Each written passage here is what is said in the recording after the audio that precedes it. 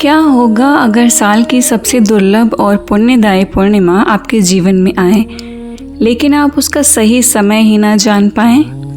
2026 की पूर्णिमा को लेकर हर तरफ एक ही सवाल है। पूर्णिमा 30 मई को है या 31 मई को? व्रत कब करें, स्नान दान कब करें और आखिर पुरुषोत्तम मास की इस पूर्णिमा को इतना विशेष क्यों माना जाता है?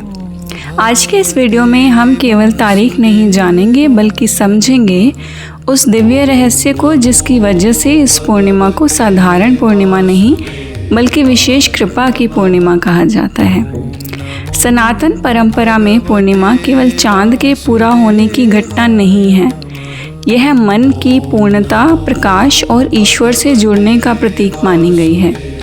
और जब पूर्णिमा अधिक मास यानी कि पुरुषोत्तम मास में आए तब उसका महत्व और भी बढ़ जाता है। मान्यता है कि इस समय किया गया जप, दान, स्नान और भगवान का स्मरण कई गुना फल देता है। सबसे पहले जानते हैं सही तिथि। वैदिक पंचांग के अनुसार पूर्णिमा तिथि प्रारंभ होगी 30 मई 2026 सुबह 11:57 पर और समाप्त होगी 31 मई 2026 दोपहर 2:14 पर। इसलिए पंचांगों में दो अलग अलग तारीख दिखाई दे रही हैं। अब प्रश्न आता है, व्रत कब है और स्नान दान कब है? उदया तिथि और परंपरागत पंचांग नियमों के अनुसार पूर्णिमा का व्रत 30 मई 2026 और स्नान दान और पुण्य कर्म 31 मई 2026 को।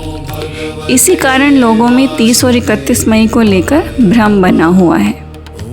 अब समझते हैं आखिर यह पुरुषोत्तम या अधिक मास होता क्या है। हिंदू पंचांग चंद्र और सूर्य की गति पर आधारित है।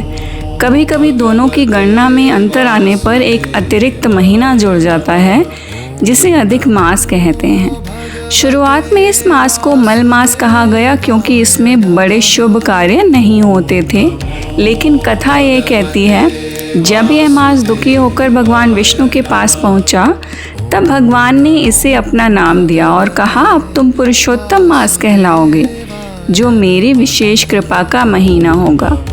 तभी से यह मास भगवान विष्णु को समर्पित माना गया और इस मास की पूर्णिमा अत्यंत पुण्यदायी मानी गई।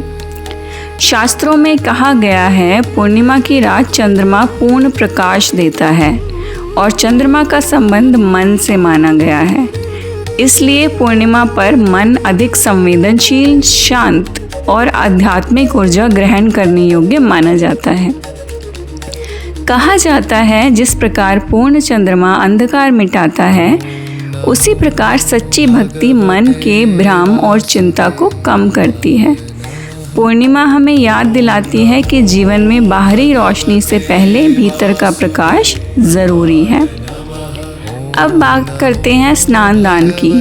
आखिर पूर्णिमा पर स्नान और दान का इतना महत्व क्यों है?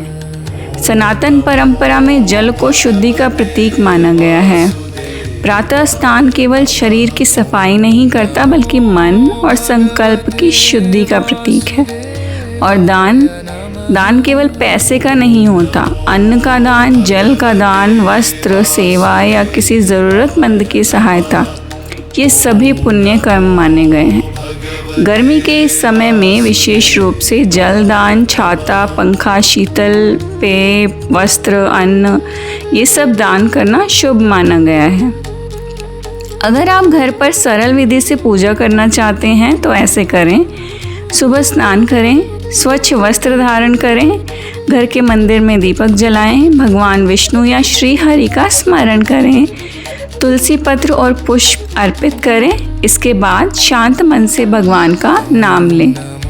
इस दिन ये मंत्र श्रद्धा से आप बोल सकते हैं, ओम नमो भगवते वासुदेवाय या फिर ओम नमो नारायणाय। कहते हैं नाम जप में वह शक्ति है जो अशांत मन को भी शांत कर सकती है। अब बात उस उपाय की जिसे कई लोग इस पूर्णिमा पर विशेष मानते हैं।